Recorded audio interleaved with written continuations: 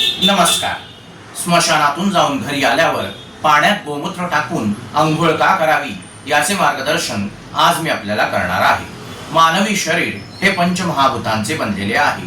जसे पृथ्वी, आकाश, आप, तेज आणि वायू. जेव्हा व्यक्ती निधन पावते त्यावेळी आत्मा शरीरातून निघून जातो, परंतु काही वायू शरीरामध्ये तसेच शिल्लक राहतात.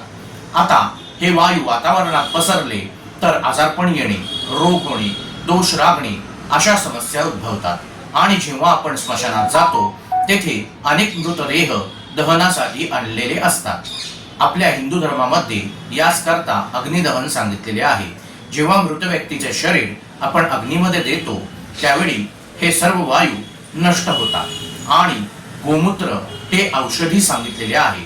त्यामुळे जेव्हा आपण स्मशानातून जाऊन घरी येतो तेव्हा पाण्यात गोमूत्र टाकून अंघोळ केल्यास आपल्याला कुठल्याही प्रकारचे रोगराई होत नाही, आजारपण येत नाही.